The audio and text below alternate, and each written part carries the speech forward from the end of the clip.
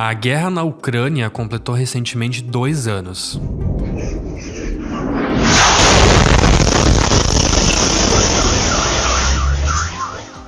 Desde a invasão da Rússia, o mundo acompanha com atenção o desenrolar do conflito que causa destruição e morte, principalmente na Ucrânia. A tensão não para de crescer e o presidente russo, Vladimir Putin, tem feito ameaças de a guerra se tornar nuclear, caso os países do Ocidente sejam mais incisivos com a Rússia. As falas aconteceram durante o discurso à nação para definir prioridades no país, há apenas 2 semanas de eleições presidenciais, nas quais ele não vai enfrentar concorrência. Também temos armas, teriam que se dar conta que nós também temos armas capazes de alcançar objetivos no território. Tudo que eles inventam neste momento, com o que eles aterrorizam o mundo, tudo isso constitui uma ameaça real de um conflito em que sejam usadas armas nucleares, o que significaria a destruição da civilização. O quadro para a Ucrânia tem se tornado cada vez mais nebuloso. O apoio financeiro dos Estados Unidos para a aquisição de armamentos tem diminuído e há o risco de Trump ganhar as eleições no ZEWA, o que pode fazer a ajuda cessar de vez. Grande favorito à nomeação republicana para concorrer nas eleições presidenciais de novembro, Donald Trump celebrou mais uma vitória tranquila nas primárias, desta vez na Carolina do Sul. O ex-presidente emplacou uma diferença de cerca de 20 pontos percentuais sobre Nikki Haley, que nasceu na Carolina do Sul e já foi governadora do estado. O Direto ao Ponto, desta vez, procura entender o contexto atual do conflito e quais são as projeções para a guerra, que não tem prazo para chegar a um fim. Quem nos ajuda a entender o assunto é o analista de relações internacionais e diretor de pesquisa do Instituto Sul-Americano de Política e Estratégia, Felipe Dalcin. Eu sou o Lucas Eliel e sejam bem-vindos a mais um episódio.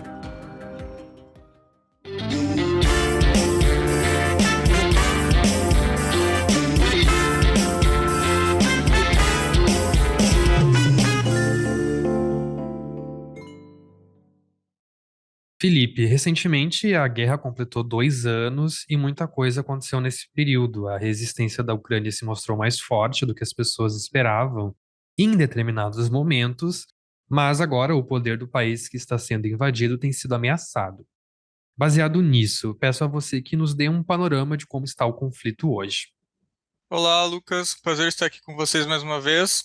É complicado, porque a gente percebe que são 2 anos de guerra, muitas mortes dos dois lados, os números são muito difíceis da gente obter o número de baixa, de feridos reais, porque a Rússia e a Ucrânia, elas inflam o número de mortos do outro lado, e, por outro lado, esses dois países não nos dizem quantos soldados, quantos combatentes de cada lado foram mortos.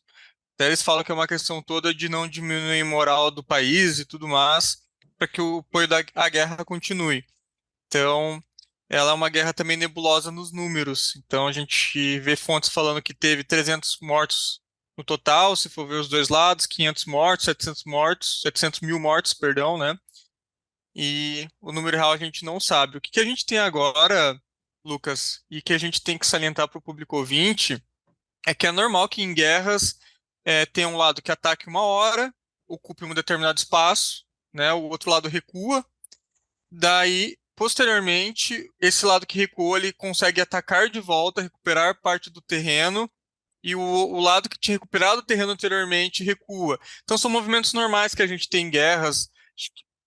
Grandes batalhas da Segunda Guerra Mundial também funcionaram assim, né, quando a gente tinha forças, digamos assim, equivalentes. Mas o que a gente vê agora, Lucas, se a gente for analisar toda a questão da guerra da Ucrânia, é que a Ucrânia está levando a pior.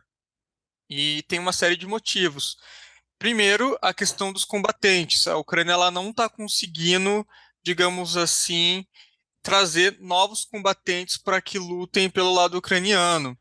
Então a gente vê que a Ucrânia está chamando pessoas de uma idade avançada, acima até dos 50 anos, vai começar a chamar pessoas acima dos 50 anos para combater no exército ucraniano, e pessoas mais novas também, né? Então a gente pode ver no futuro adolescentes lutando pela Ucrânia. Por outro lado, a gente vê que a Rússia ela tem uma grande capacidade de trazer soldados para o front e de treinar os soldados bem. Então, é esperado que o exército russo ele possa aumentar ainda mais ao longo do tempo. Outro quesito que é muito importante, além das pessoas, é as armas. O que está acontecendo, Lucas? Quem que produz as armas da Rússia? Claro, a Rússia tem uma parceria com o Irã dos drones, está tendo algumas parcerias de munição com a Coreia do Norte, mas, digamos assim, o cerne da munição que a Rússia ela usa na guerra, é ela que produz. A Ucrânia, ela, digamos assim, ela consegue se manter na guerra através da benevolência dos outros estados, principalmente dos Estados Unidos, que é o grande investidor, que já investiu bilhões e bilhões de dólares na força de guerra ucraniana. Então a gente tem toda a questão agora que a Câmara dos Deputados dos Estados Unidos não aprovou, ou não parece que vai aprovar nenhuma, digamos assim, resolução que envie os 60 bilhões de dólares, se eu não me engano, para apoiar a Ucrânia. E isso vai tornar as coisas ainda mais difíceis, né? A Rússia ela ganhou a Batalha de Avdiivka. Eu não sei pronunciar russo e ucraniano, então vou errar os nomes, peço perdão a todos. Mas ela é uma batalha muito importante no sentido do quê? Que ela dá à Rússia a capacidade de avançar para diversos centros logísticos da Ucrânia e ameaçar regiões mais ao centro da Ucrânia. Então é muito importante esse avanço para o lado russo, né? E a Ucrânia, né? A gente esperava que a contraofensiva última que teve no ano passado surtisse algum efeito e não surtiu. Os russos eles criaram uma série de barricadas, até usaram minas terrestres para, digamos assim, atrapalhar muito o avanço ucraniano. Então, eu te diria que nesse momento a Rússia vem levando a melhor, e até por isso a gente vê todas as reuniões, todos os discursos do presidente da França, Emmanuel Macron, a gente vê o Biden também falando da importância de enviar recursos para a Ucrânia. Então, esse seria o cenário atual, né? Poderia falar muito os outros pontos, mas acredito que eu ficaria aqui 1 hora. Eu acho que talvez não é o interesse, né, agora no momento da gente explorar de uma maneira mais micro o assunto, né, da guerra em 2 anos, né, que já foram 2 anos de batalhas entre a Rússia e a Ucrânia. Sim, Felipe, o Putin tem mencionado o risco de o conflito tomar maiores proporções e se tornar nuclear. Em conversas anteriores, falamos sobre isso e a sua leitura, um tempo atrás, foi de que ele se utiliza de falas como essas mais como uma ameaça mesmo, visto que uma guerra nuclear tem o poder de até mesmo aniquilar o mundo. Na tua percepção, ele continua utilizando essa mesma estratégia? Perfeito, Lucas. Eu acredito que é a mesma estratégia dele. Até ele deu um discurso ontem, né, para o público russo, um discurso muito importante, que ele fez esse discurso para toda a população russa, para as forças armadas russas, para os políticos russos. É um discurso que ele faz de tempos em tempos. И что все они придумывают сейчас, чем пугают весь мир, что все это реально грозит конфликтом с использованием ядерного оружия, а значит уничтожением цивилизации. O Putin tem que me lembrar que tem eleição esse mês, se não me engano, na Rússia, né, daqui a pouco, se não me engano, é 2 semanas. E nesse discurso ele usou a palavra nuclear de volta. Por que que ele usou essa palavra, Lucas? Porque o Emmanuel Macron falou que, porventura, a França poderia enviar tropas para a Ucrânia. Depois a gente teve diversos países, como a Alemanha, que é um país importante no certame europeu, a gente teve Espanha, a gente teve Itália e Polônia e outros países que falaram que não iam enviar tropas. E qual que foi a, digamos assim, a carta do Putin? Ele ameaçou o seguinte: olha, se vocês colocarem tropas aqui, provavelmente vai ter uma confrontação russa e da OTAN, e pode ser que a OTAN leve a melhor. A gente tem que lembrar que a OTAN, se a gente juntar todo o orçamento de guerra da OTAN, Lucas, e comparar com o da Rússia, é 15 a 16 vezes maior do que o da Rússia. Então a gente está falando muito de dinheiro.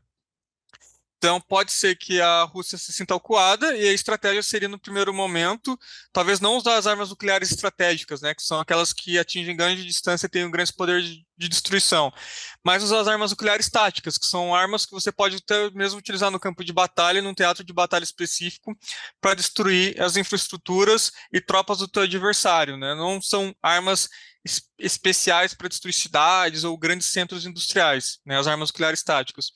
Então ele usou essa ameaça do nuclear nesse sentido, para avisar, ó, pode ser que as coisas escalem, e se as coisas não saírem como eu quero, ou como a Rússia quer, a gente pode ir para o cenário de utilizar as armas nucleares, sobretudo as armas nucleares táticas. Até acredito que ele não usou a palavra arma nuclear tática, né? Porque assim fica o discurso ainda mais, digamos assim, ele enfatiza, né, ainda mais quando ele fala nuclear num termo geral. Por quê? Porque daí se tem todo um temor que vai que a Rússia usa uma arma nuclear tática, a OTAN responde com uma arma nuclear tática, daí depois escale para as armas nucleares estratégicas, que são armas de grande poder de destruição. Então é isso, né? O intuito dele foi criar medo mesmo, gerar medo, e não é a primeira vez que ele usa a palavra nuclear, e se a OTAN começar a ter um maior apoio à Ucrânia, sobretudo em tropas, né, e qualquer outro apoio maior logístico, talvez ele volte a usar essa palavra nuclear de volta. Felipe, Putin está e estará no poder por bastante tempo. Não é à toa que as eleições na Rússia são mera formalidade. Nós tivemos agora toda a situação de mais um opositor do presidente russo morrer, e a Rússia também conta com o apoio de outros países em sua jogada política. E aí olhamos para dois cenários. O apoio dos Estados Unidos à Ucrânia tem encontrado cada vez mais dificuldade, e há a possibilidade de Trump vencer as eleições. Toda essa situação dá ainda mais poder para o já poderoso Putin? Perfeito, Lucas. Eu acredito que o cenário atual está muito favorável à Rússia e ao Putin, né? Então, um cenário favorável por quê? Porque 2 anos de guerra é 2 anos de cansaço, Lucas. 2 anos de cansaço, de desgastes políticos, e vou te dar alguns exemplos que esse desgaste político não é necessariamente, ou desgaste econômico não é necessariamente dentro da Rússia ou dentro da Ucrânia, que evidentemente que quem vem sendo o grande perdedor dessa guerra é a Ucrânia, que tem tido a sua economia e seu território perdido, né? A economia da Ucrânia está totalmente devastada, e pelo contrário, a gente vê que a Rússia está em uma questão de pleno emprego, né? A Rússia ela foi um dos países da Europa que teve o maior crescimento do PIB no último ano. E essa guerra da Ucrânia, Lucas, ela vem atrapalhando diversos países na Europa. Por quê? A grande parte do combustível, da energia, do gás, vinha da Rússia outrora, antes da guerra. Então ficou muito caro para a Alemanha, para outros países comprarem combustível. Para você ter uma ideia, até conversando com alguns amigos que moram na Europa, conversei com uma amiga na Itália, estava tão caro o custo da energia, Lucas, por causa da guerra da Ucrânia, que algumas lojas estavam ficando 3 meses paradas, fechadas. Né? A gente vê que a economia da Alemanha está vindo aos frangalhos, né? A inflação está crescendo na Europa. Por que isso está acontecendo? Porque você perdeu o teu maior fornecedor de energia. Então, o custo econômico ele vem sendo muito grande para a Europa, sobretudo para a Europa. Então, a gente percebe que discursos dentro da Europa que falem deixe os ucranianos por si mesmos, né? Que são partidos geralmente mais à direita, partidos mais nacionalistas, eles vêm crescendo nas eleições de diversos países na Europa e vêm assumindo poderes, né, como na Itália, por exemplo, né, tem também o caso da Polônia e tudo mais, mas outros países que a gente vê que a direita, até na Espanha, que a direita era tão escanteada, ela vem crescendo com a guerra da Ucrânia agora. Então, o momento ele vem sendo bem favorável ao Putin, né? Então, a gente tem que ver como esse apoio ocidental, sobretudo da Europa Ocidental e principalmente dos Estados Unidos, vai influir na guerra, né? A gente sabe muito bem que o Trump já falou diversas vezes em diversas entrevistas que ele acaba com a guerra da Ucrânia em 24 horas. If I were president, and I say this, I will end that war in one day. It'll take 24 hours. I know Zelensky well. I know Putin well. I would get that ended in a period of 24 You can break that deal. 100%. It would be easy. That deal would be easy. E provavelmente, se a gente sabe disso, estudando relações internacionais, história, que quando você tem uma negociação em determinado momento de uma guerra, Lucas, o lado que está ganhando, ele consegue mais o que quer, e obviamente o lado que está perdendo tem que fazer mais concessões. E provavelmente uma negociação Ucrânia-Rússia agora vai ser muito favorável à Rússia, né? Aos termos da Rússia, provavelmente a Rússia vai querer manter os 20% que ela conquistou da Ucrânia, provavelmente vai querer garantir que a Ucrânia se torne um estado tampão, que nunca entre na OTAN, e outros pontos que a gente pode deliberar depois.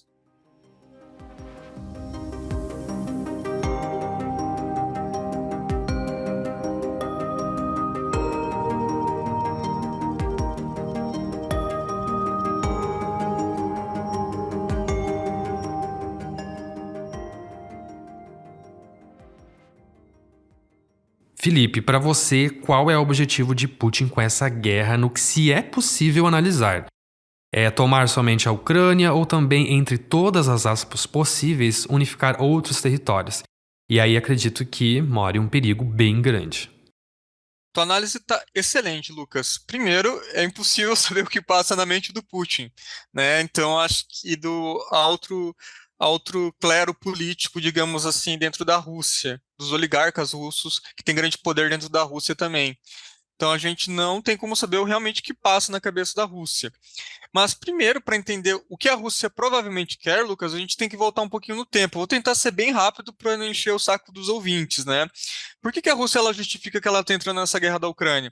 Porque há 20 anos ela vem falando que quando a União Soviética ela acabou, 30 anos atrás, né? Mas há 20 anos ela vem sendo bastante enfática, sobretudo quando o Putin sobe ao poder, que quando a União Soviética ela acaba, lá em 91, foi prometido à Rússia que a OTAN não avançaria para o leste. E a OTAN avançou para o leste.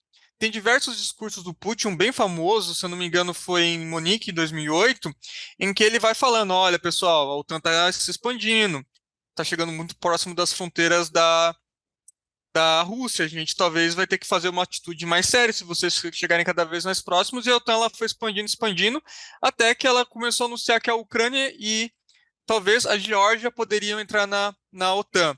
Daí a Rússia ela ligou o sinal vermelho primeiro com a Geórgia, se não me engano, em 2008, e posteriormente com a Ucrânia primeiro com a Crimeia anexando em 2014 e agora com essa guerra da Ucrânia. Por que é fundamental, na visão russa, e a gente consegue entender, né, a gente que estuda a guerra, não ter a OTAN perto da sua fronteira, não ter a OTAN na Ucrânia? Porque é o seguinte, Lucas, imagine um cenário de tensão política entre a OTAN e a Rússia. Se a OTAN está na Ucrânia, ela consegue lançar um míssil com armas nucleares ou convencional que vai chegar na Rússia em uns 3, 4 minutos. Não 1 minuto não, mas uns 3, 4 minutos, 5 minutos vai chegar. Ou seja, deixaria a Rússia sem tempo de resposta, entendeu? Então, por isso que a Rússia ela vê tanto a questão da Ucrânia como algo vital. E o público russo ele entende isso, né? A gente tem uma visão ocidental que realmente essa guerra é sanguinária e tudo mais, mas a gente, e é sanguinária, a gente acha, e é uma guerra horrível, mas se a gente perguntar para o russo médio dentro da Rússia, com todas as informações que a gente tem, ele entende o porquê da guerra, ele entende que faz 20 anos que a Rússia está avisando o Ocidente para não expandir a OTAN, e ele expandiu. Então, o que parece ser o objetivo do Putin, na minha opinião, é garantir um estado tampão, né? A Ucrânia se torna um estado tampão, para evitar esse ponto que eu te falei de ter mísseis que possam atingir as lideranças políticas em 2, 3, 4, 5 minutos, né? E outro ponto, né? Daí a gente não pode também ser tão inocente a achar que a Rússia é um mocinho bonitinho e bonzinho, né? Que não é verdade. Porque a gente vê que as regiões que a Rússia vem conquistando do leste ali da Ucrânia são as regiões mais ricas da Ucrânia, né? Então, são regiões riquíssimas com alto potencial, até mesmo, não só agrícola, mas até mesmo tecnológico. Para você ter uma ideia, Lucas, naquela região tem grande parte do programa espacial ucraniano. Quando era parte da União Soviética, a Ucrânia, ela que era a parte que tinha alta tecnologia da União Soviética, estava naquela parte, né? Até mesmo meu orientador, José Miguel Martins, ele brinca, né, que quando a Rússia ela perde a Ucrânia, aquela região da Ucrânia, do leste da Ucrânia, ela perdeu só São Paulo. Seria basicamente como se o Brasil tivesse perdido São Paulo, né?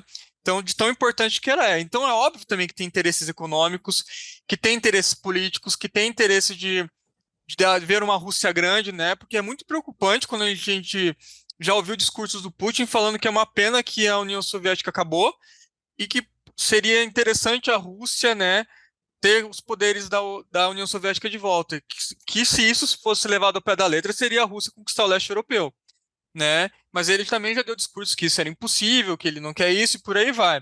Que a gente não consegue fazer futurologia, né, Lucas? Eu sempre falo isso com você. A gente, como analista, a gente analisa diversos cenários, mas eu acredito que o mais provável é esse, que realmente ele quer que a Ucrânia seja um estado tampão e ele vai querer, obviamente, conquistar, ter os espólios da guerra, os lucros da guerra, que é conquistar a região mais rica da Ucrânia, que é o leste ucraniano. Felipe, como você mencionou, nós tivemos toda essa tensão gerada pelas falas do Macron, onde ele falou que não exclui a possibilidade de envio de tropas para a Ucrânia. Il n'y a pas de consensus aujourd'hui pour envoyer de manière officielle assumée et endossée des troupes au sol, mais en dynamique, rien ne doit être exclu. Nous ferons tout ce qu'il faut pour que la Russie ne puisse pas gagner cette guerre. Como você avalia a presença indireta dos países do Ocidente nesse conflito? Perfeito, Lucas. Eles estão fazendo o que eles podem, né, o Ocidente, porque como eles já não podem entrar em guerra diretamente com a Rússia por toda a questão do risco de escalada e um conflito nuclear, que é algo ponderável se houver realmente confrontação entre tropas russas e tropas da OTAN, Lucas. O que eles podem fazer é as sanções econômicas que eles estão fazendo, que não está surtindo efeito nenhum. Está mais ferrando a economia europeia do que atrapalhando a economia russa, né? Eu já trouxe alguns dados sobre isso. A economia russa é uma das que mais cresce na Europa. A gente vê a economia russa, perdão, alemã entrando em recessão, né? E a gente sabe que é o esteio econômico e até mesmo político da Europa e Alemanha. Se a Alemanha vai mal, atrapalha toda a dinâmica econômica da Europa. Então eles estão fazendo o que eles conseguem, Lucas. Eles estão dando os armamentos, tirando do próprio almoxarifado para dar armamentos para a Ucrânia, mas não está sendo, digamos assim, determinante, ou não está conseguindo ser tão determinante como foi outra hora para que a Ucrânia conseguisse virar o conflito, tá? Então a gente percebe que está tendo muita preocupação também dentro dos países europeus, que eles estão ficando sem armamento nos seus próprios almoxarifados que eles estão dando para a Ucrânia. Até mesmo teve uma declaração do militar britânico, né, até criticando o Zelensky, que estava cobrando mais armamento ainda da Europa Ocidental. Ele falou para o Zelensky o seguinte: nós não somos a sua Amazon, né, no sentido que não é você pediu que já chegou daqui um dia, né. Então é isso, talvez a gente tenha os caças F-16 indo agora para a Ucrânia esse ano, mas é isso, mesmo eu acredito com toda a ajuda militar, é muito difícil a Ucrânia ela conseguir virar o jogo, assim. Claro, ela pode conseguir recuperar alguns territórios que a Rússia agora dominou, mas imaginar um cenário a longo prazo é muito difícil que o apoio à Ucrânia ele continue, como eu já falei, né, a gente vê que internamente nos países que apoiam apoiar a Ucrânia não está sendo visto como algo bom por todos os impactos econômicos e políticos, né? Se a gente pensar num país como os Estados Unidos, olha o nível de pobreza cada vez mais crescendo nos Estados Unidos. Vai explicar para o cidadão pobre dos Estados Unidos que está morando na rua, que não está conseguindo pagar aluguel porque está tendo uma bolha inflacionária lá dos imóveis, que tem que enviar 60 bilhões de dólares para a Ucrânia, sendo que tem pessoas nos Estados Unidos que estão começando a quase passar fome ou não tem onde morar. Então é muito complicado você manter esse tipo de política por longo tempo numa condição como a gente está vendo agora no mundo, Lucas.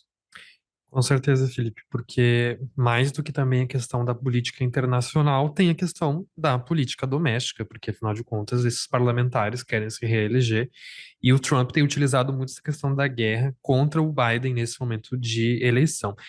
E para finalizar, Felipe, para quem está escutando o podcast, qual a expectativa sobre a guerra e o que devemos nos atentar daqui para frente para entender melhor o conflito?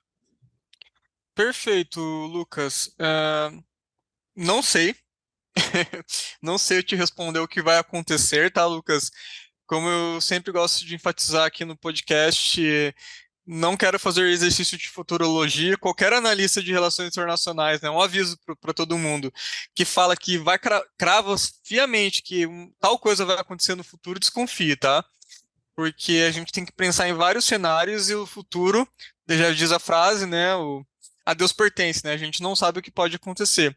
Mas eu acredito, Lucas, se fosse apostar o pouco dinheiro que eu tenho, né, que não é muito, que provavelmente o conflito ele vai continuar mais ou menos do jeito que está, sem grandes vitórias totalmente decisivas para nenhum dos lados.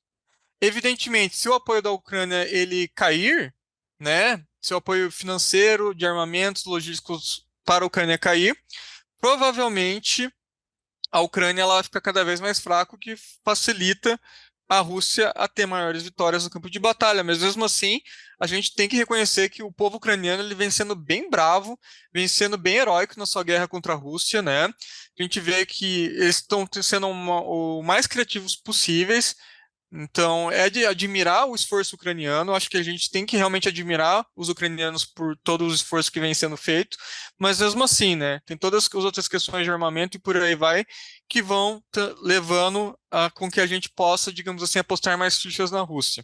Acredito que o conflito vai continuar se arrastando por mais um tempo, Lucas. Não sei se mais um ano, 3, 4, 5, 6 anos. Vai depender muito realmente digamos assim, do apoio do Ocidente. E, obviamente, quando tiver uma negociação, e se essa negociação tiver favorável nos campos de batalha a Rússia vai conseguir mais concessões, vai conseguir o que quer, e a Ucrânia menos. Então, eu só gostaria de pedir aos ouvintes que nos escutam para sempre buscar fontes dos dois lados, tentar entender os dois motivos dos dois lados, porque as relações internacionais, elas não funcionam muito na questão do bem contra o mal. Elas funcionam que todos os estados elas agem de acordo com os seus interesses políticos, né? Então, o grande pai da ciência política realista é o Maquiavel. Ele vai falar que a política ela é amoral, ou seja, não tem uma moral de bem, o certo cristão, essa moral que a gente tem muito do cristianismo, do certo, dos anjos, dos demônios, não. A gente vê que a política internacional tem muito interesse econômico por trás, né? Então, a gente percebe porque alguns estados apoiam alguns outros países e outros não. Tem interesses políticos, tem interesses de defesa militar, né? Então, eu gostaria de pedir para os ouvintes sempre tentar ter uma análise menos apaixonada dos assuntos, né? Hoje em dia é muito difícil por causa até mesmo pela, digamos assim, polarização política que a gente vive no Brasil e em vários países do mundo. Mas eu sempre peço, né, para tentar ser sempre tentar ter uma análise mais fria possível e, digamos assim, fazer uma análise que tire um pouco as paixões, né? Então é isso, Lucas. Queria te agradecer mais uma vez pelo convite. É sempre um prazer participar do podcast. Espero que tenham gostado do que eu trouxe aqui e precisando, podem avisar. Quero te agradecer também por mais esse episódio, nos esclarecer todos esses pontos. Nos vemos aí futuramente, com certeza, nesse assunto, porque ainda vai acontecer muita coisa. Infelizmente sim, Lucas. Infelizmente sim, mas é isso. Muito obrigado, pessoal, e fico à disposição.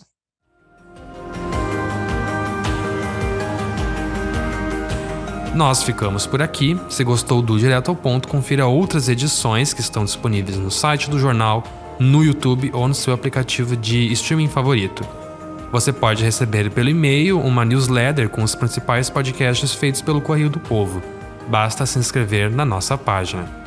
Esse Direto ao Ponto utilizou áudios de AFP, The Guardian e Times and the Sunday Times, tendo produção, apresentação e roteiro de Lucas Eliel, edição de Aleph Alencar, assistência de Wilson Bravo, além da coordenação de Márcio Gomes. Obrigado por ter nos acompanhado e até a próxima.